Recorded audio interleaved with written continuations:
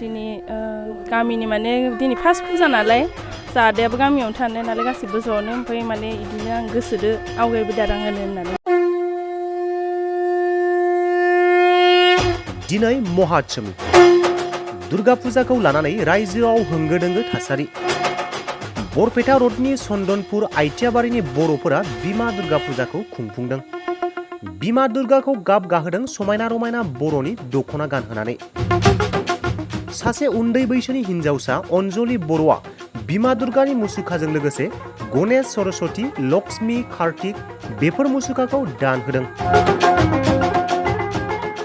देग्लायनिफ्राय आखायाव लादों बोसोरफ्रोमबो बिमा दुर्गाखौ खुंफुंनो थाखाय चन्दनपुर आट्याबारिनि बर' रायजो राजाफोरा। रायजोनि गुबुन गुबुन ओनसोलजों लोगोसे बाक्सा बरपेटा सिमायाव थानाय चन्दनपुर आइटियाबारिनि बर' गामियावबो दुर्गा फुजाखौ लानानै होंगो दोंगो थासारिखौ नुनो मोननाय जादों। चन्दनपुर आइटियाबारियाव देग्लाय सानब्रैनि मेहेरगोनां हाबाफारिजों खुंफुंनो आखायाव लादों। बरपेटा रडनि गासै बर' रायजो राजानि हेफाजाब मोनगोन होननानै आसा खालामदों दुर्गा फुजा कमिटिनि आफादगिरि।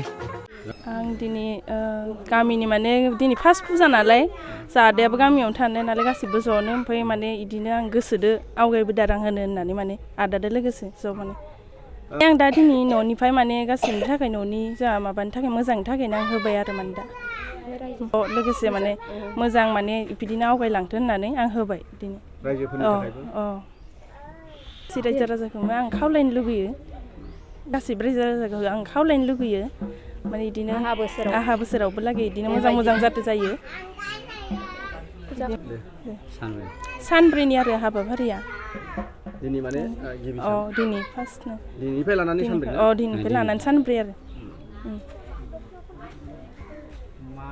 जा आबा गैया आइ दं ओमफ्राय आदा दं बाजै दं बाजैनि फिसाला सानै दं माने बाबु दं आं आबै दं।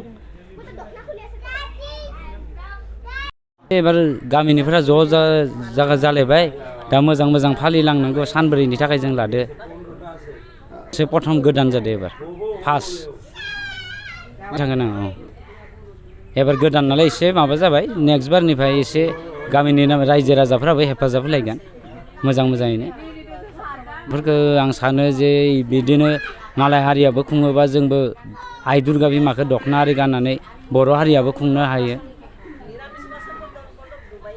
सानब्रैनि मैया मुर्तिखौ सायाव दिखांनाय जाबाय दिननिफ्राय जागायबाय। मुर्तिखौ बबेनिफ्राय लाबोनाय जादों? मुर्तिया पालपारा गुवागासा पालपारा होननाय जायगा दङ बेनिफ्राय लाबोनाय जादों।